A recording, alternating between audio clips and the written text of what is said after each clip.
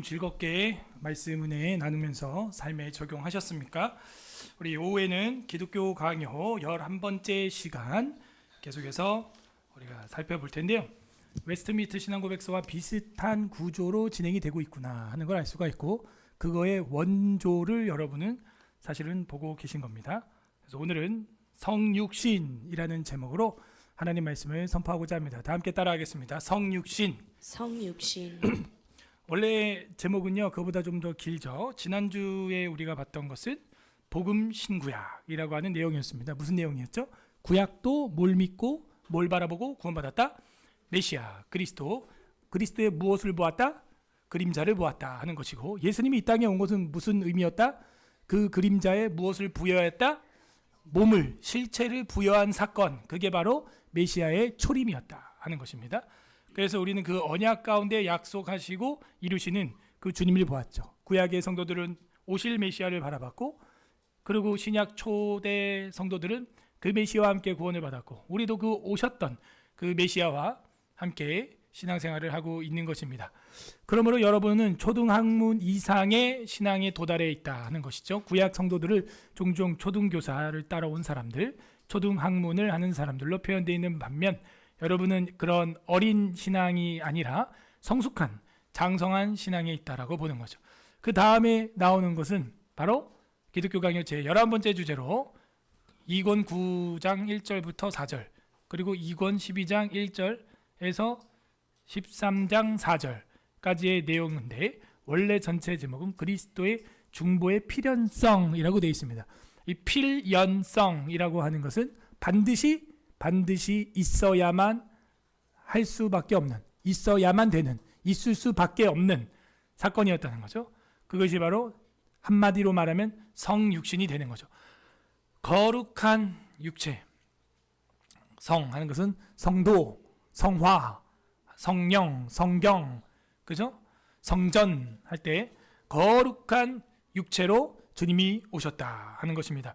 저와 여러분에게는 성육신이라는 단어를 써서는 절대로 안 되겠습니다. 저와 여러분이 인간이 되어 성육신이라고 하는 단어를 쓰는 것 자체는 굉장히 불경스러운 일이고, 오만하고 교만한 아주 자만한 죄에 빠진 결과가 된다. 그러므로 이 성육신에 대해서 오늘 공부하게 된 것은, 어쩌면 이 기독교 강요와 우리 프로테스탄트 개신교의 핵심이죠. 핵심. 이 예수님이 육체로 오셨다 하는 거, 그리고 단순히 그 육체가 아니라 그 인성과 함께 뭘 가지고 계신다? 신성. 그 인성과 신성은 혼재되지 아니하고 구분됩니다. 이 말을 또 잊으면 안 되겠어요. 혼합되어 있는 것이 아니라 구분되는 것입니다. 정교 분리의 원칙처럼 생각해서는 안 된다. 구분이 된다 하는 정도로 보는 것이죠. 이거는 마치 우리가 삼위일체를 믿는 것처럼 참 신이시면서 참 사람이시다 라고 우리가 이해를 하는 것입니다. 그게 바로 성육신이죠. 인카네이션. 여기서 조심해야 될 것은, 그 성육신으로 오셨을 때 옷을 입고 왔다? 아니다.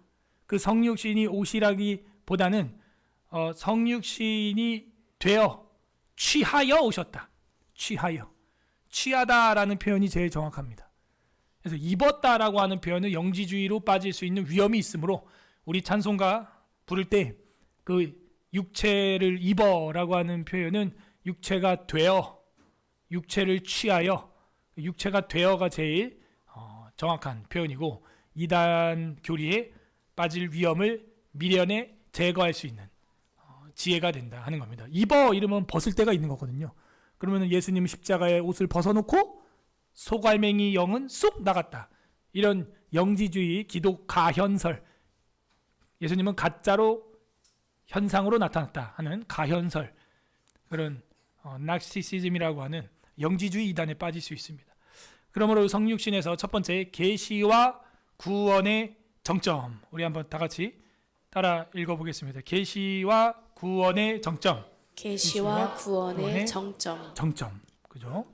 이 계시와 구원의 정점에 있어서 이게 뭘 의미하고 있는 거냐 하면은, 결국에는 성육신, 예수님이 육체로 오신 것은 계시, 성경과 구원의 최고 지점, 산봉우리, 꼭대기와 같다라고 하는 거예요. 계시가 뭡니까? 결국에는 우리한테는 구약의 계시와 신약의 계시가 있죠. 그래서 율법과 복음, 구약과 신약의 실체다. 구약이 말하고 싶었던 실체, 신약이 말하고 있는 실체, 앞의 장과 연결이 되는 거죠. 지금 그 계시의 정점으로 성육신, 하이라이트죠. 태어나신 우리 주님, 마리아를 통하여 이 땅에 죄 없이 태어나신 주님, 그 주님이 율법과 복음의 정점이며 구약과 신약의 정점이 되는, 실체의 정점이 되는 분이죠. 그러므로 기독론은 어디에 근거하고 있다? 구약의 신론에 근거하고 있다. 기초하고 있고, 신론은 결국에는 기독론을 통해서 확증된다 하는 거죠. 기독론은 구약의 신론에 기초하고 있고, 창세기, 그리고 신론은 그 그리스도 메시아가 오심으로 말미암아 확증되는 거예요. 확실한 증거로 신은 존재한다 라고 보여지는 하나님으로 오게 된 것입니다. 그러므로 기독론의 의의는 인간론에 의하여 제기된다라는 표현이 나오는 거예요. 기독론의 의의, 왜 메시아가 필요하냐 이거죠. 인간이 죄인 되기 때문에 기독론은 필수다. 메시아는 와야만 한다. 왜? 인간론이 그러하니까. 인간이 타락했기 때문이죠. 그리고 기독론의 가치는 구원에 의하여서 실현된다 하는 얘기죠. 기독론은 주님이 성육신한 것은 어디서 실현되는 거예요? 인간 구원에서 실현되므로 구원론이 이제는 확증이 되는 거죠. 증거가 되는 거죠. 그리고 그 구원론은 어떻게 우리한테 증거가 되느냐? 성도에게 적용되는 성령론으로 말미암아, 보혜사 성령님이 내주함으로 말미암아 그 구원론이 확증이 되는 것이죠. 이렇게 조직신학은 다 연결이 되어 있습니다. 신론에서 인간론, 인간론에서 기독론, 기독론에서 구원론, 구원론에서 성령론까지, 그리고 교회론으로 꽃을 피게 되어 있죠. 그 계시와 구원의 정점이다. 예수 그리스도는 그러므로 구원의 길이요 진리요 생명인 줄로 믿습니다. 길이요 진리요 생명이다. 이거는 뭐 요한복음에 우리가 워낙에 잘 알고 있는 말씀이죠. 14장 6절 읽어봅니다. 시작. 예수께서 이르시되 내가 곧 길이요 진리요 생명이니 나로 말미암지 않고는 아버지께로 올 자가 없느니라. 얼마나 감격입니까? 그러므로 모든 인류의 소망 되시는 예수 그리스도. 그래서 예수 그리스도는 모든 인류의 소망 되신다. 그런 클래식 음악도 있지 않습니까? 예수 그리스도는 길이요 진리요 생명이다. 이분이 없었다면, 이 주님이 없었다면 우리는 무슨 소망으로 사냐 이거예요. 엉뚱한 근거도 증거도 없는, 성취도 없는 샤머니즘에 빠져 있을 겁니다. 자기 고행과 자기 뭐라 그러죠? 정성, 거기에 빠져서 우리는 종교생활하고 있을 거예요. 예수 그리스도는 그러므로 우리의 길과 진리요 생명이 되어 주신다. 그러므로 주님의 성육신은 뭐라고요? 계시의 정점이다, 하이라이트다 하는 거죠. 그러므로 우리 서울에스라교회 담임은 예수 그리스도가 되기를 바랍니다. 그 주님만 따라가. 대한 예수교 장로회죠. 대한 예수교 장로회. 좀 심하게 말해볼까요? 우리 교주예요, 예수님이. 예. 그래서 그분 따라가야 됩니다. 이분은 틀림없어요. 예. 확실합니다. 주님은 그렇게 오셨고, 주님의 성육신은 계시의 정점을 탁 찍었다 이거예요. 그 이상은 없어요. 이제 예수 그 이상은 없는 것입니다. 그러므로 구원의 정점이 되신다. 뭐가? 성육신. 따라서 성육신. 그렇게 설명하는 거예요. 이거만큼 충격적인 사건이 어디 있냐? 신이 인간과 같은 수준으로, 여러분이 예를 들어서 고양이와 같은 수준으로 케이지에 들어갔다, 닭장에 들어갔다, 아이와 같은 수준으로 네 발이 아니지, 엉금엉금 기어서 소통을 한다. 아이 눈높이에 맞춰서 쪼그려 앉아 대화를 나눈다. 그런 모습들이 굉장히 감동을 주고, 교육학에서도 필요하다고 눈높이 교육 뭐 이런 걸 하지 않습니까? 주님이, 신이, 창조주가 사람이 돼서 왔다. 이거는 정말 쇼킹한 일이죠. 예, 충격적인 일이고 다른 종교에서 찾아보기 힘들죠. 다른 타 종교의 신들은 뭐예요? 인간으로 와서 어떻게 다 진멸하죠. 번개로 막 때려버리고 막, 그죠? 그게 다 그리스 로마 신화 같은 거예요. 예수님은 그게 아니었다. 육체로 오셔서 뭘 하시느냐의 이야기. 그게 성육신의 스토리예요. 두 번째, 성육신의 필연성이라고 있죠. 이 필연이라고 하는 것은 필요하고 다른 겁니다. 이 뒤에 필요는 따로 나오고요. 이 필연은요, 반드시 있을 수밖에 없었던 사건. 갑자기 예수님을 보낸 게 아니라는 거예요. 갑자기 보낸 게 아닙니다. 이미 이거는 창세 때부터 결정이 단 겁니다. 인간의 타락이 있었으니 성육신은 필연적인 거예요. 인간이 죄를 지었으니 성육신은 이건 피할 수 없는 거예요. 창세기 3장 15절의 언약신학에서 원시복음 기억나세요? 여인은 그 뱀의 머리를 상하게 할 것이고 뱀은 그 뒤꿈치를 상하게 할 것이다. 창세기 3장 아예 초반에 딱 나와버리잖아요. 이거는 필연이에요. 그러면은 태초의 예정 때는 하나님이 몰랐을까요? 창세기 0장에서는 몰랐을까요? 하나님이 알았어요? 몰랐어요? 아셨죠? 하나님이 무슨 전지하시고 전능하신 분인데 그거 모르겠어요? 아담이 먹을 것도 알았죠. 예. 완벽한 자유의 의지, 의지의 선택, 선택의 책임을 지게 그렇게 하나님처럼 만들어버렸죠. 완전. 예? 하나님보다 조금 못하게. 시편에 의하면, 8편에 의하면 여호와 우리 주님. 응?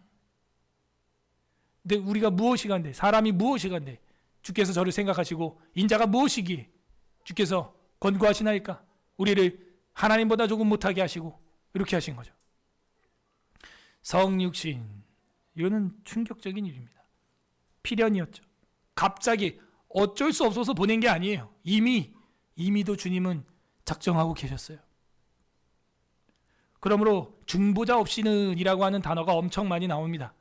중보자 없이는 이라는 구절을 반복적으로 이야기를 하면서 중보자의 필연성을 성경은 이야기하고 있고 기독교 강요에서도 이야기를 하고 있습니다. 첫 번째, 이 중보자 없이는 이라는 단어를 계속 반복하는 이유는 중보자 없이는 하나님을 아는 지식을 얻을 수 없기 때문이죠. 하나님은 보이지 않으시는 분이기 때문에 우리 인간이 다 알 수가 없었어요. 그러나 선지자가 와서 가르쳐줬지만 거짓 선지자가 와서 또 회방을 놨어요.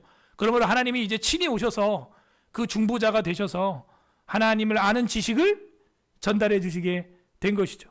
그러므로 중보자 없이는 우리는 하나님을 알 수가 없고 기독교 강요 1장에서 말했던 대주제, 나를 아는 지식, 곧 하나님을 아는 지식, 하나님을 아는 지식을 통해서만 나를 알 수 있게 되어 있는 그 수준에 도달할 수 없는 겁니다. 누구 없이는? 중보자 없이는. 두 번째는 중보자 없이는 택함도 없고 사함도 없습니다. 뭘 어떻게 택하고 어떻게 죄를 씻어준단 말입니까? 중보자가 없는데, 다리 낮은 사람이 없고 여러분의 그 빚을 갚아줄 사람이 없고 여러분을 소개팅해줄 사람이 없는데, 소개팅 매체가 없는데, 자만추도요, 뭔가 장이 있어야 자연스러운 만남이 되는 거죠. 예? 교회를 나오든 선교를 가든 뭔가를 해야 거기서 역사가 일어나는 거지. 가만히 집에 방구석에 누워있는데 뭐 형제가 자매가 하늘에서 툭 떨어져요? 아니잖아요. 다리 역할 되는 중보자가 있어야 한다는 거죠. 중보자 없이는 택함도 없고 더 나아가서 죄사함도 없다는 것이죠. 세 번째는 중보자 없이는 아무도 하나님께 나갈 수가 없어요. 강남에서 강북으로 가려면 여기 양화대교라도 건너야 홍대 가서 맛있는 거 스파게티 먹을 거 아니에요. 다리가 없으면 어떻게 해요? 뭐 헤엄치거나 뭐 배 타고 가야 되는데 수영 못하면 못 가고 수영 잘한다 해도 얼어 죽거나 사고 나면 휩쓸려 내려가면 죽는 거예요. 중보자 없이는 갈 수가 없는 것입니다. 그러므로 이 중보자 없이는 이라고 하는 단어 따라하세요. 중보자 없이는. 네, 항상 이걸 생각해야 돼요. 우리 인생입니다. 그게 우리의 처지예요. 중보자 없이는 우리는 아무것도 안 됩니다. 하나님을 아는 지식도 없다. 지식이 불완전해요. 고린도전서 1장 21절 시작. 하나님의 지혜에 있어서는 이 세상이 자기 지혜로 하나님을 알지 못하므로 하나님께서 전도에 미련한 것으로 믿는 자들을 구원하시기를 기뻐하셨도다. 그죠? 자기의 지혜를 자꾸 쓰려고 하는 거죠. 하나님의 지혜가 있는데 자기의 지혜를 쓰려고 하는 거예요. 전도에 미련한 것으로 하나님을 믿는 자를 구원하기를 기뻐했는데 우린 그 전도를 미련하다고 보는 거예요. 전도에 미련하다고 하잖아요. 예수 믿으세요. 이렇게 사람이 사람한테 신뢰를 무릅쓰고 말로써 전달할 수밖에 없는 상황. 이게 전도거든요. 근데 하나님은 인류 역사 속에서 그런 식으로 전도해 왔다는 거예요. 그 방법 말고는 없는데 우리는 그걸 미련하다고 보는 거죠. 여러분 그게 가장 확실한 거예요. 사람이 사람을 만나서 신방을 하고 이야기를 하고 주님의 도를 전달하는 전도. 그게 하나님의 지혜인 줄로 믿습니다. 예. 중보자 없이는요. 우리는 하나님 아는 지식이 없는 거예요. 자칭 자기 지혜로 살아가려고 하는 경향이 있습니다. 13장 12절 합독하겠습니다. 시작. 우리가 지금은 거울로 보는 것 같이 희미하나 그때에는 얼굴과 얼굴을 대하여 볼 것이요 지금은 내가 부분적으로 아나 그때에는 주께서 나를 아신 것 같이 내가 온전히 알리라. 아마요 우리의 지혜는 바울이라고 해봐야 부분적으로 아는 거예요. 바울이 가말리엘 문화생이었죠. 사도 중에 사도죠. 이방 전도를 세계적으로 한 역사적인 사람이죠. 신약 성경 절반을 썼죠. 3,000층까지 올라갔다 왔죠. 성전 신학의 끝판왕까지 실제로 보고 온 사람이에요. 그런데 내가 부분적으로 알고 있다. 부분적으로. 하물며 저랑 여러분 나 3,000층 갔다 왔다. 입신이든 꿈이든 간에 갔다 왔다. 안 되잖아요. 옛날 어른들은 한국 초대교회 그런 게 자주 있었습니다. 선교 현장에도 요즘에 있죠. 근데 오늘 우리가 너무 잘 먹고 잘 살고 풍요롭고 이러니까 그런 신비도 없어요. 간증도 없고요. 요셉처럼 현몽하여 가로되 그런 건 아예 없고요. 우리가 하나님 앞에서의 개인적인 간증들이 충분히 있을 수 있거든요. 그렇게 믿어요. 신비주의로 가자는 게 아니고 그런 회심의 사건들이 분명히 있거든요. 바울은 그게 있어요. 그래도 우리는 부분적으로 알고 있는 것이다. 그러므로 중보자 없이는 하나님을 아는 지식 굉장히 부분적이고 우리는 선명하게 볼 날을 기다리고 갈망할 수밖에 없다. 영생의 유일한 길은 아들을 통하여 그러므로 아버지께로 가는 것. 그게 가장 좋은 지식이다. 마태복음 11장 27절 시작. 내 아버지께서 모든 것을 내게 주셨으므로 아버지 외에는 아들을 아는 자가 없고 아들과 또 아들의 소원대로 계시를 받는 자 외에는 아버지를 아는 자가 없느니라. 내 아버지께서 모든 것을 내게 주셨으니 아버지 외에는 아들을 아는 자가 없고 아들과 또 아들의 소원대로 계시를 받은 자 외에는 아버지를 아는 자가 없습니다. 여러분이 하나님 아버지를 안다면은 바로 그 아들의 소원대로 계시를 받은 것입니다. 엄청난 충격이. 같은 집에 살고 있는 엄마 아빠, 심지어 아내, 배우자, 남편도 계속 이야기해줘도 몰라요. 안 믿고 같은 집에 사는데 평생 같이 살았는데 내가 낳았고 날 낳아주신 가족인데 신기하죠. 가족이면 모든 걸 다 공유할 것 같은데 한 입을 덮고 자는데 같은 밥을 먹었는데 어째 그럴까? 이거는 아들의 소원대로 계시가 임하지 않았기 때문이에요. 받지 않았기 때문이에요. 그 계시를. 그러지 않으니까 받지 않으니까 아버지를 모르는 거예요. 저랑 여러분은 그 하나님 아버지를 알게 되었으니 큰 복을 받은 것입니다. 중보자 없는 택함도 굉장히 위험하죠. 영생의 유일한 길은 그러므로 아들을 통하여 아버지를 아는 거. 이거 말라기 4장 끝에 보면 그 아버지의 마음을 아들에게 돌이키고 아들의 마음을 아버지에게 돌이키는 것처럼 너희가 돌이키지 아니하면 내가 그 땅을 저주로 칠까 하노라. 이러면서 하나님도 우리와 그런 관계를 가지고 있다 하는 것을 분명히 보여주고 있습니다. 작은 두 번째, 중보자 없이는 택함도 없으며 사함도 없다. 중보자는 6장 2절에 이런 말이 있어요. 중보자 없이는 하나님이 인류를 향한 자비를 보이실 수 없으시다. 율법 아래에서 산 믿음의 조상들에게도 그리스도는 자신들의 믿음을 두어야 할 목표이다. 그러므로 중보자 없이는 하나님이 인류를 향한 자비를 보내줄 고속도로가 없는 거예요. 보내줄 다리가 없는 거예요. 보내줄 매개체가 없는 거예요. 중보자 없이는 그러므로 누구를 택할 수가 없어요. 낚시 줄이 있어야 물고기를 낚고 사람 낚는 어부가 될 거 아니에요. 매개체, 낚시 줄이 있어야 될 거 아니에요. 그 줄이 없는데 중보자가 없는데, 중간 매체가 없는데 어떻게 누구를 건지겠어요? 사람 낚는 어부는커녕 물고기도 못 낚죠. 그러므로 중보자 없이는 택함이라는 게 일어날 수가 없는 거예요. 걸리지가 않잖아요. 복음에 걸려야 될 거 아니에요. 안 걸려요. 여러분, 그 피싱, 보이스 피싱이라는 게 우리가 원조인 건 알고 계시죠? 예. 예수님이 제자들한테 뭐라 그래요? 내가 너희를 사람 낚는 어부가 되게 하겠다. 그래서 피싱 하는 거예요. 그죠? 근데 이제 피싱 해가지고 천국 바구니에다가 탁 갖다 놓는 거죠. 천국 바구니에다. 알곡들은 창고에. 그러므로 그분 안에서 하나님의 백성이 되는 것은 중보자가 반드시 필연적이다. 이 중보자가 없이는 택함도 없다라는 사실 충격적으로 받아들여야 됩니다. 아, 그렇구나. 예수님이 없으면 뭐 하나님의 택함이 뭐 어떻게 나타난다는 거예요? 어떻게 택함과 사하심이 일어난다는 거예요? 예수님 없이는 택함도 사함도 죄사함도 아무것도 안 일어납니다. 핵심이에요, 핵심. 예수님이. 그렇군요. 택함. 에베소서 1장 4절 시작. 곧 창세전에 그리스도 안에서 우리를 택하사 우리로 사랑 안에서 그 앞에 거룩하고 흠이 없게 하시려고. 아멘. 언제? 창세기 3장에? 아니, 창세기 전에 그 안에서, 그리스도 안에서 우리를 벌써 점 찍었대요. 택했대요. 오늘 여러분이 여기 앉아있는 이유도 주님이 초대해 준 줄로 믿습니다. 내가 주님을 선택한 게 아니요, 하나님이 우리를 선택한 것입니다. 그런 거예요. 엄마 아빠가 길을 갈 때 3살, 4살짜리 이제 걸음마 막 걷고 있는 아이들, 엄마 아빠가 손목을 잡고 가죠. 손목을. 아이들이 엄마 아빠 잡아봐야 빈약해요. 아버지가 탁 잡아줘야 되는 거예요. 하나님이 우리의 손이 아니라 손목을 붙잡고 있어. 그래서 우리가 손을 놔도 하나님이 안 놔줍니다. 그게 뭐예요? 택하심이에요. 택하심. 넘어지려고 할 때 그냥 일으켜주는 정도가 아니야. 하늘을 위를 붕붕 나르게 해버려. 하나님이. 내 발이 돌에 부딪히지 않게 한다.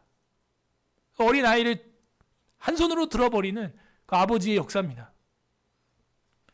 구약시대에 그렇게 주님은 계속해서 우리에게 그림자로 예표해 주셨어요. 임마누엘로, 종으로, 의로운 가지로, 목자로, 평화의 언약이 되신 메시아로. 그 모든 구약의 용어들이 그리스도 안에서 다 성취가 되었다 하는 겁니다. 세 번째, 중보자 없이는 아무도 하나님께 못 나간다 하는 거죠. 나갈 수가 없어요. 하나님이 뭐 아무리 우리를 사랑해도 죄 덩어리인데 뭐 중간에 샤워를 하든지 씻든지 역사가 일어나야 갈 수 있는 겁니다. 하나님과 우리 사이에 이사야 말씀에 의하면 구렁이 너무 깊어서 갈 수가 없는 거예요. 낭떠러지. 중보자 없이는 나갈 수가 없습니다. 히브리서 4장 15절 16절 읽어보겠습니다. 시작. 우리에게 있는 대제사장은 우리의 연약함을 동정하지 못하실 이가 아니요 모든 일에 우리와 똑같이 시험을 받으신 이로되 죄는 없으시니라. 그러므로 우리는 긍휼하심을 받고 때를 따라 돕는 은혜를 얻기 위하여 은혜의 보좌 앞에 담대히 나아갈 것이니라. 그죠? 어떻게 그 시은좌, 은혜의 보좌죠?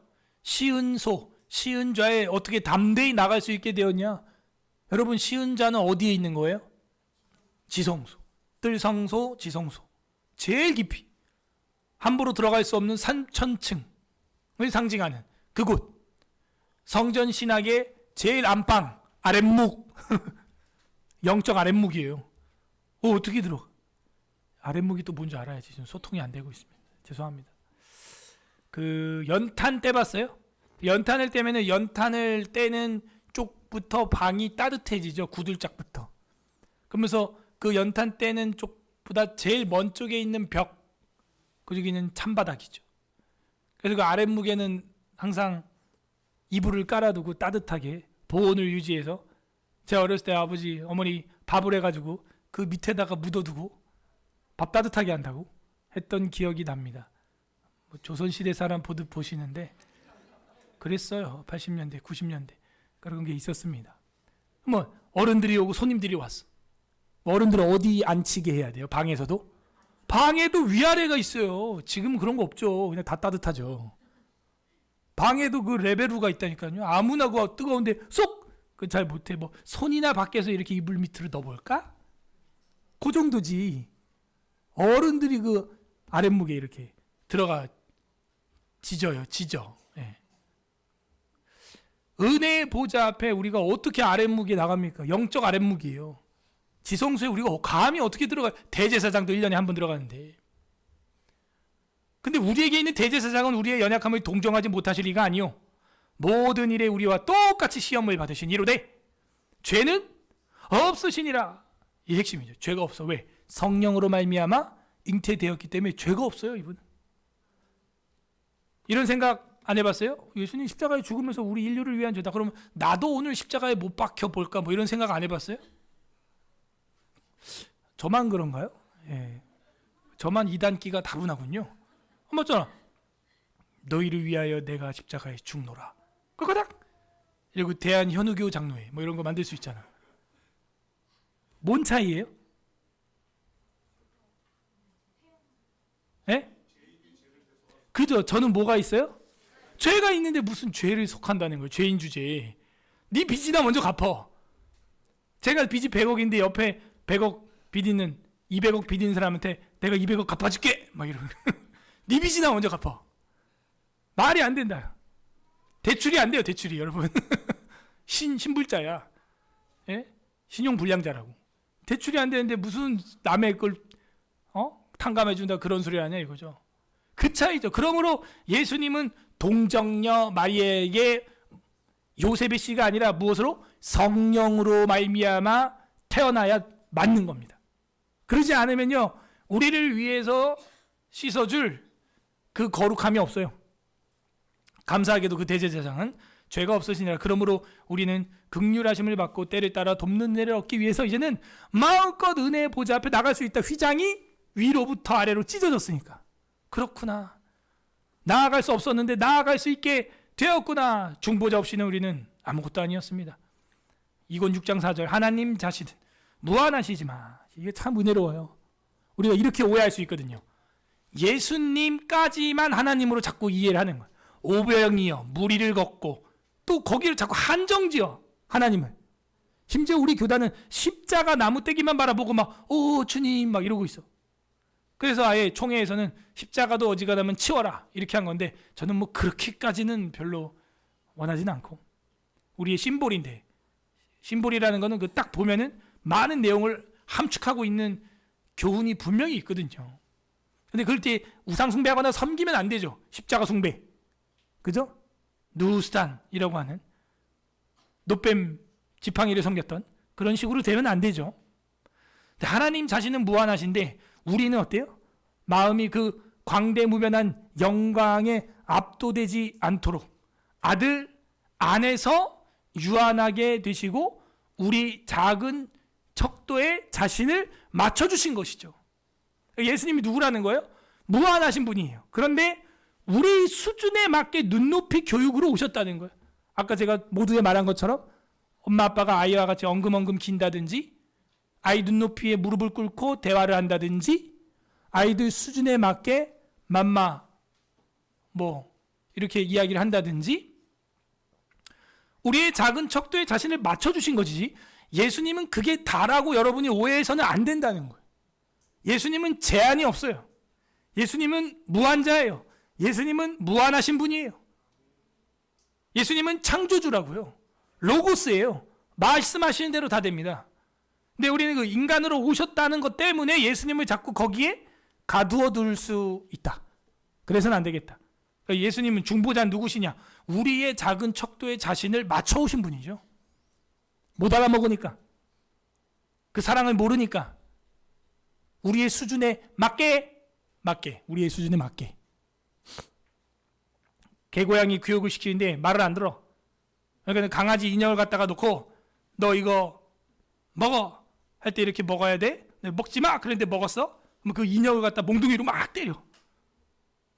그 다음에 옆에 있는 실제 강아지한테 너 먹지 마 이래봐. 그럼 진짜 안 먹어요. 인형을 갖다가 막 교육을 해가지고 막 인형을 두들겨 패고 막 이러면서 하니까 걔가 막 놀래가지고 교육이 되는 거야.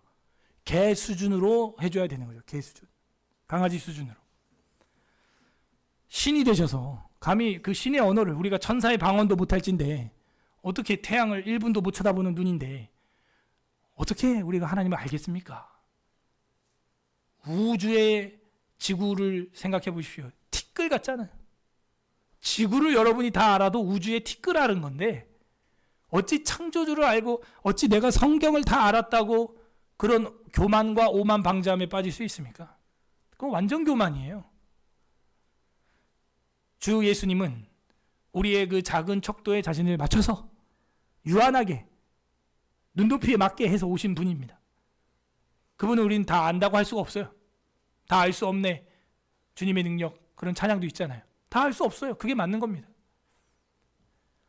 중보자 없이는 우리가 하나님을 안다, 하나님의 택함을, 하나님의 사하심, 하나님께 나갈 수 있다. 중보자가 없이는 중보자 그리스도, 웨스트민스터 시내고백에서 제8장 아예 전체 한 장을 할애한 것처럼 기독교 강요에서도 이렇게 알려주고 있습니다. 그 다음에 필연성 넘어가서 세 번째는 필요성, 성육신이 필요하게 된 것. 그리스도는 우리의 구원을 위한 성육신의 필요성을 보여주고 있습니다. 그리스도는 우리의 구원을 위한 최고이며 최선이에요. 최고이며 최선. 따라서 최고이며 최선이다. 그죠? 예수님은 최선이고 최고예요. 우리한테. 구원 협약을 위한 성육신. 이 구원 협약이라고 하는 것은 구원 계획을 말합니다. 그래서 구원 계획의 정점, 구원 계획의 최선, 구원 계획의 최고. 그죠? 더 나가면 구원 계획의 최대. 그죠? 저는 그렇게 말하고 싶어요. 구원 계획의 최고며 최선이고 최대를 보여주신 분. 그분이 바로 성육신하신 예수님이다. 그 필요성은 무엇이냐? 첫 번째로 죄인된 사람이 하나님께 올라갈 수 없으므로 주님이 내려왔다. 그렇군. 그래서 요한복음에 보게 되면 예수님 뭐라 그래요? 나는 위로부터 왔고 너는 아래서 났느니라. 위로부터 오시는 분은 내려올 수 있는데 죄된 저랑 여러분은 올라갈 수 있어요 지금? 안 돼요. 올라갈 수가 없습니다. 죄인입니다. 이사야 9장 6절이나 수많은 구약의 예언의 글들이 우리의 죄성을 지적하고 있죠. 두 번째로 구원 협약의 그 협약을 위한 구원 계획을 위한 성육신을 생각해 보면 신인 양성, 이게 뭐냐면은 참 하나님이고 참 인간이다 하는 예수님의 그 성을 얘기하는 거예요. 양성. 그 신인 양성의 중보 사역을 이루기 위해서 주님은 이 땅에 오시게 되었다. 뭐예요? 신과도 통하고 인간과도 통해야 되는 거예요. 쉽게 말하면. 그죠? 그러므로 주님은 우리를 구원할 아주 최선이고 최고고 최대다. 그렇게 생각을 합니다. 우리가 못 올라가기 때문에 주님이 내려오셨습니다. 이사야 9장 6절 읽어보겠습니다. 시작. 이는 한 아기가 우리에게 낳고 한 아들을 우리에게 주신 바 되었는데 그의 어깨에는 정사를 메었고 그의 이름은 기묘자라 모사라 전능하신 하나님이라 영존하시는 아버지라 영광의 왕이라 할 것임이라. 아멘. 한 아기가 낳는데 어떻게 그가 하나님이 되고 영존하고 평강의 왕이 됩니까? 이거는 구약에 나타나 있는 그 신인 양성에 대한 메시아의 모습을 한 절 안에 다 드러낸 거예요. 인간, 아기죠. 그리고 하나님이죠. 전능하시죠. 기묘자 모사라, 이게 기묘자 모사라 wonderfully counselor 이렇게 돼 있죠. 그리고 아버지, 영존하는 아버지. 인간한테 형용할 수 있는 단어가 아니죠. 샬롬의 왕, 평강의 왕, 아기가. 아하. 이사야 9장 6절은 매우 중요하고 이 앞에 7장에서는 그가 임마누엘이라 하리라. 이러면서 오시죠. 주님은 그렇게 오십니다. 그리고 우리의 뼈를 자신의 뼈로 끌어당겨서 십자가에 못 박아버린, 우리의 뼈를 자신의 뼈로, 우리의 죄를 자신의 죄로, 우리의 죽음을 자신의 죽음으로 이 땅에 내려오셔서 그 일을 행하십니다. 에베소서 5장 29에서 31절 합독합니다. 시작. 누구든지 언제나 자기 육체를 미워하지 않고 오직 양육하여 보호하기를 그리스도께서 교회에게 함과 같이 하나니 우리는 그 몸의 지체임이라. 그러므로 사람이 부모를 떠나 그의 아내와 합하여 그 둘이 한 육체가 될지니. 자, 우리는 그 몸의 지체다. 우리는 예수님 몸의 지체라는 거예요. 그죠? 그분은 머리고 우리는 몸이 됐기 때문이죠. 근데 우리는 썩은 몸이에요. 죽었던 몸이에요. 우리를 살리기 위해서 머리 대신 주님이 오셔서 대신 죽었다는 거예요. 그리고 신인 양성의 중보 사역을 이루기 위해서 이런 교리가 정리가 되었습니다. 좀 길어요. 우리 주님은 아담의 자리에서 하나님께 복종하기 위해서, 누구 자리에서? 아담의 자리. 그래서 예수님은 두 번째 아담이죠. 참 사람으로 나타나셨고 아담의 인격을 입으셨고 그의, 그러니까 이런 번역이 좀 아쉽다. 인격을 취하셨고, 이렇게 하면 좋아요. 입으셨고 이러니까 자꾸 그 영지주의적인 느낌을 자꾸 받게 됩니다.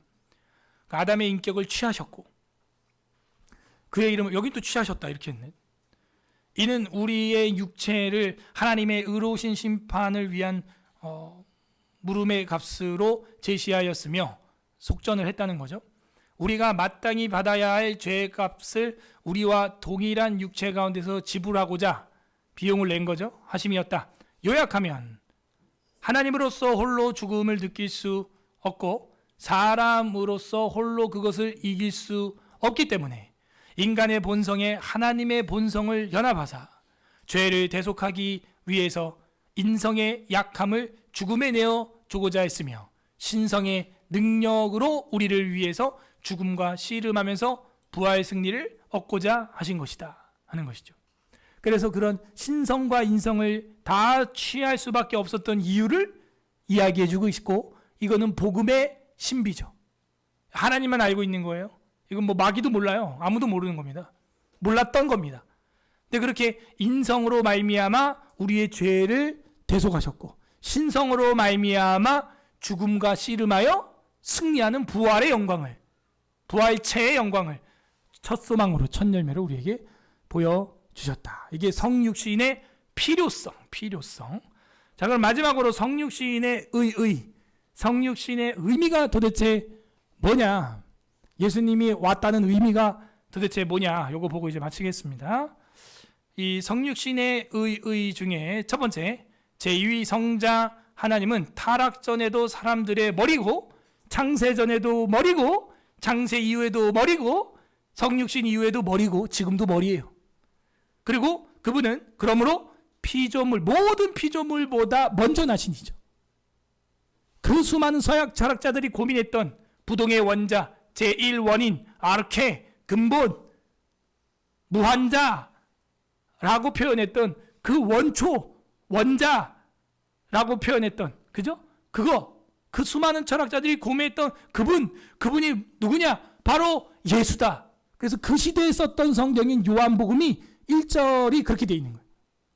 태초에 말씀이 계시니라. 아르케 로고스가 있었다.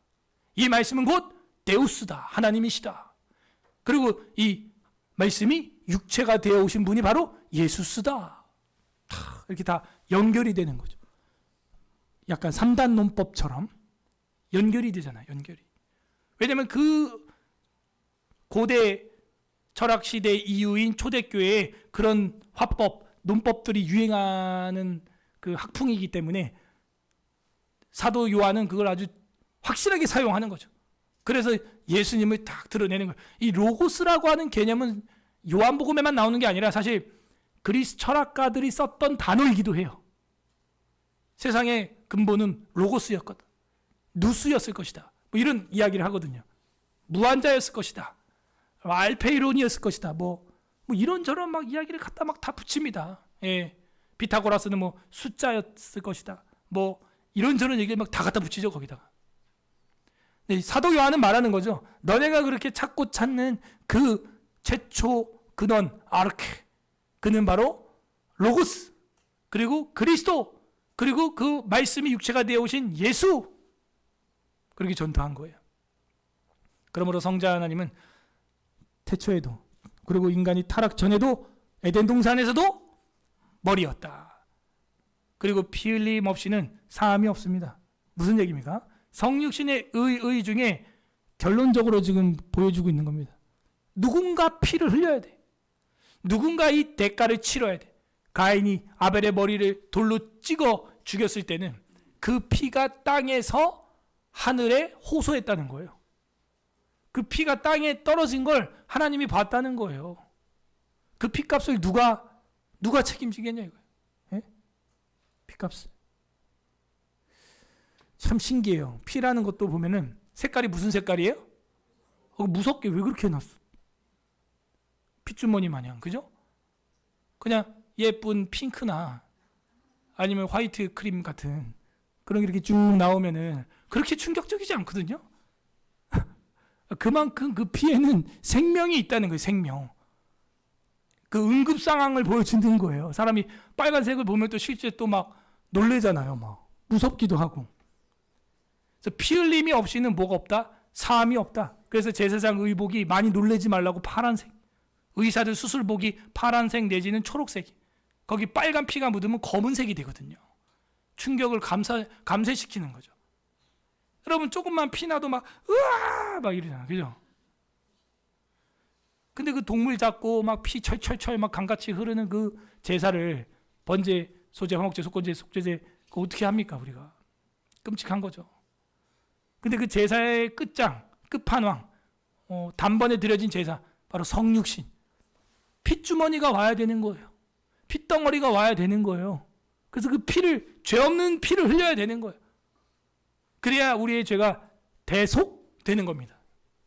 죄인이 죄인을 위하여 죽어봐야 대한현우교 장로에 이게 안 된다니까. 똑같은 죄인인데 뭐. 그리고 결정적으로 제가 죽고 나면 십자가에서 죽으면 뭘 못할까요? 부활을 못해 내가 일단 3일 만에. 그게 안 돼. 지금 안산홍도 안 되고 지금 안 돼. 이만희 쟤도 얼마 안 남았어 이제. 안 된다니까. 지금 이만희는 자기 시체를 김일성처럼 유리관 안에 생미라로 만들려고 돈을 지금 그거 돈이 어마어마하게 들어갑니다 여러분. 그거 한 달에 막 수천만 원 막 들어가요. 그걸 지금 준비하고 있어. 와우, 이만희 대단하다. 우린 2만 원도 없는데 진짜. 그걸 자기 몸을 그래야 자기 그 교리가 유지가 되니까. 웃긴다니까요. 인간은 다 죽는 거예요. 부활이 안 돼요. 일단 내가 너희 위해 뭐 십자가에 죽노라. 암만 우리가 해봐야 3일 만에 부활, 요나의 표적을 보여줄 수가 없고 예수님이 성전 신학에서 말한 것처럼 이 성전을 헐라 내가 사흘 만에 일으키리라. 이게 안 된다니까요. 피 흘림이 없이는 죄사함이 없기 때문에 주님은 피 흘리려고 오셨다는 겁니다. 자, 우리의 머리 되신다. 골로새서 1장 18절 읽어보겠습니다. 시작. 그는 몸인 고요의 머리시라. 그가 근본이시요 죽은 자들 가운데서 먼저 나신 이시니 이는 친히 만물의 으뜸이 되려 하심이요. 아멘. 또 한 절 읽어보겠습니다. 1장 15절 시작. 그는 보이지 아니하는 하나님의 형상이시요 모든 피조물보다 먼저 나신 이시니. 모든 피조물보다 먼저 났대잖아요. 이 성경 구절을 누가 지을 수 있겠어요? 단 한 절만 이런 구절이 있어도 그냥 바로 인정되는 겁니다. 아, 우리 예수님은 중보자 예수 그리스도는 먼저 모든 피조물보다 먼저 계셨구나. 갑자기 무슨 피치 못하게 오는 그런 앞불사 막 이러면서 아 지각이다 막 늦었다 막 이러면서 오시는 그런 분이 아니에요. 다 그 타이밍대로. 그래서 갈라디아서에 뭐라 그래요? 때가 차매 주께서 드러내셨다. 때가 있는 거예요. 그 때가 차면 하나님의 역사가 일어납니다. 이런 걸 공부를 하면 저랑 여러분이 겪는 환난, 질병 또 혹은 행복과 즐거움까지도 어떻게 받아들여요? 겸허하게. 그죠? 평정심을 가지고 샬롬을 가지고 받아들일 수 있는 겁니다. 피 흘림이 없이는 사함이 없다라고 하는 부분도 성경 구절을 좀 찾아보면 레위기 17장 11절 읽어보겠습니다. 중요하죠? 시작.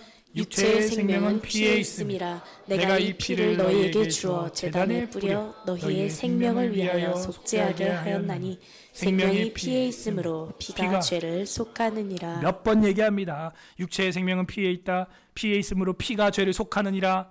이걸 제단에 뿌려서 생명을 위하여 속죄하겠다. 생명을 위하여 속죄하겠다는 거죠. 그런데 이 뒤에 또 죄가 생각나면 또 동물을 죽여야 되는 거예요. 이제 그런 제사 말고 한 방에 하나님 앞에 드리는 속죄의 표징, 바로 예수 그리스도 중보자, 이분을 보내준 거죠.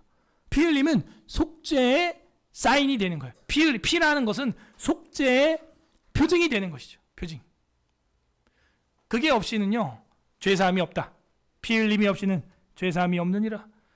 히브리서 9장 22절 있습니다. 시작. 율법을 따라 거의 모든 물건이 피로써 정결하게 되나니 피 흘림이 없은즉 사함이 없느니라. 구약이나 신약이나 똑같습니다. 그 모든 물건이 피로써 물건도 정결하게 된다.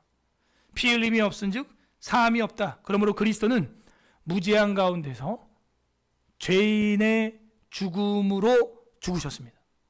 그래서 그 죄를 저랑 여러분의 것으로 칭해 주신 것입니다. 로마서 8장 3절에서 4절, 율법이 육신으로 말미암아 연약하여 할 수 없는 그것을 하나님은 하셨다. 곧 죄로 말미암아 자기 아들을 죄 있는 육신의 모양으로 보내어 육신의 죄를 정하사. 자, 죄가 없는데 육신의 죄를 정했대. 육신을 따르지 않고 그 영을 따라 행하는 우리에게 율법의 요구가 이루어지게 하려 하심이라. 그래서 육신으로 말미암아 연약하여 할 수 없는 그것을, 우리가 할 수 없는 그것을 하나님은 죄로 말미암아 자기의 아들을, 죄가 없는 분인데 죄 있는 육신의 모양으로 보내서 그 육신의 죄를 정해버렸다는 거예요. 집어넣었다는 거예요. 죄가 되게 했다는 거예요. 그리고 십자가에서 죽이신 거죠. 지나가는 개가 우리를 밀치고 대신 차에 쳐주고도 1년에 한 번쯤 봄이 되면 그 개를 생각할 거예요. 사람이 날 밀치고 대신 트럭에 쳐주고 준 사람이 있다면 대속 해준 거죠. 그맘때쯤 되면 그분이 생각나겠죠. 그 정도가 아닙니다. 우리를 위하여 지옥과 사망의 문제를 해결해 주신 예수 그리스도를 어찌 매주 생각하지 아니할 수 있단 말입니까? 중보자 되신 그분이 1년에 우리에게 52일의 안식만 준 것이 아니라 영원한 안식을 주신 것입니다. 에베소서 1장 7절 또 우리 읽어보겠습니다. 시작. 우리는 그리스도 안에서 그의 은혜의 풍성함을 따라 그의 피로 말미암아 속량 곧 죄사함을 받았느니라. 그 은혜의 풍성함, 우리는 이해할 수 없죠. 다 알 수 없죠. 그의 피로 말미암아 속량 곧 죄사함을 받게 되었습니다. 육체 가운데 죽임을 당하심으로써 우리를 대속해 주신 겁니다. 그의 자세는 이와 같습니다. 빌립보서 2장 7절에서 8절입니다. 오히려 자기를 비워서 종의 형체를 가졌대. 이젠 사람도 아니에요. 사람 중에서도 노예, 종의 형체를 가졌고 제자들의 발을 씻음으로 말미암아 가장 하천한 낮은 슬레이브의 모습을 보여주셨어요. 사람들과 같이 되셨고 사람의 모양으로 나타나사 자기를 낮추시고 죽기까지 복종하셨으니 곧 십자가의 죽으심이라. 오늘 이 십자가에 감사기도 하시길 바랍니다. 주님이 얼마나 낮아지셨는지 이걸 보여주고 있어요. 창세기의 원시 복음을 따라 여자의 후손으로 성자 예수님은 성령으로 말미암아 죄 없이 잉태되셨기 때문에 어떠한 악이나 부패가 없고 순결하여 오염이 없었습니다. 그런 주님이 사람의 형체, 그것도 사람 중에도 종의 형체, 그 종의 형체 중에서도 자기를 낮춰서 죽기까지 복종하는 종의 모습으로. 이 십자가형이라는 건 손으로 일하기 싫고 발로 일하기 싫은 노예가 도망갔을 때 잡아다가 죽이는 사형틀이 십자가입니다. 그래서 왜 손과 발에만 못을 박아요? 천천히 죽으라고. 천천히. 그럼 전시 효과가 있어요. 그래서 일 안 하고 논팽이 하던 그 돌아다니는 종들이 어머 저기 난궁씨 박혔네 오늘. 어떻게 그러면 나 좀 도와줘. 나 입에다가 나 포도주 좀 찍어줘. 해면에 나 목말라 막 이러면 어떻게 나는 도망가지 말고 열심히 일해야겠다 하면서 그 노예들에 대한 전시 효과가 있고 전승의 기록에 의하면 건장한 노예는 한 달도 매달려 있었대요. 그러면서 뭐 하는 거예요? 경고하는 거죠. 도망가지 마 나처럼 돼. 근데 예수님은 한나절 만에 죽었어요. 왜 그래요? 능력이 딸려서? 하도 많이 맞으시고 40의 감암매를 맞고 온몸이 찢어지고 피투성이가 되고 붉은 암송아지가 돼가지고 출혈이 너무 많이 일어난 거예요. 그 옆에 강도들은 팔팔 살아있는데 주님은 돌아가셨어요. 그 빌라도가 놀래가지고 왜 벌써 죽었다고? 찔러봐. 그래서 옆구리 찌르는 장면이 나오죠. 물과 피가 쏟아졌다는 거예요. 사람이 죽으면 물이랑 피가 나눠지게 돼 있습니다. 우리 주님은 그렇게 사람에도 종 중에서도 가장 낮은 죽기까지 복종하는 십자가형을 받는 종, 그런 모습으로 오셔서 섬겨주셨으니 우리가 성육신 하신 예수님을 믿는 제자로서 교회를 어떻게 섬겨야겠으며, 가족들을 대할 때 어떻게 대해야겠으며, 직장에서 일할 때 어떤 태도로 일을 해야겠으며, 하다못해 운전을 할 때라도 종처럼 하십시오. 종처럼 해야 됩니다. 그런 게 기독교예요. 자, 히브리서 4장 15절 읽어보겠습니다. 시작. 우리에게 있는 대제사장은 우리의 연약함을 동정하지 못하시리가 아니요 모든 일에 우리와 똑같이 시험을 받으신 이로되 죄는 없으시니라. 그죠? 이거 핵심이죠. 이게 문제라니까요. 제가 여러분이 아무리 십자가에 죽으면서 여러분 교단 만들어도 우리는 죄가 있어요. 그래서 이게 안 돼요. 안산홍 증인의 저 망합니다. 안 돼요. 모든 이단들이, 여러분 역사 신학이 뭐예요? 옛날 펠라기우스나 몬타누스나 이런 이단들 이야기 공부하는 거거든요. 역사 신학이라는 게. 그래서 오늘날 이단들 영지주의나 이런 거 이제 분별하는 거예요. 그러면 지금 있는 이단들은 먼 훗날 어떤 평가 대상이 될까요? 그냥 그런 역사나 지금 펠라기우스가 어디 있어요? 예? 지금 네스토리우스 학파가 어디 있습니까? 지금 그런 학파는 없어요. 다 사라진 겁니다. 예수교만 살아 있습니다. 지금 신기하죠? 그 다 없어졌어요.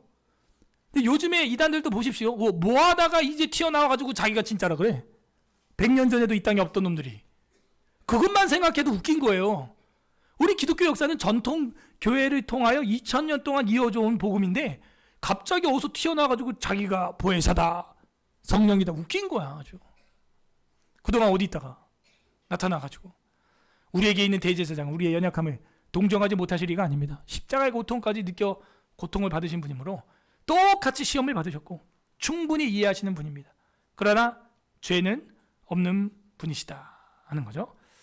자, 이제 마지막 교리 정리 좀 봐야 되는데, 디모데전서 2장 5절에서 7절 오늘 본문입니다.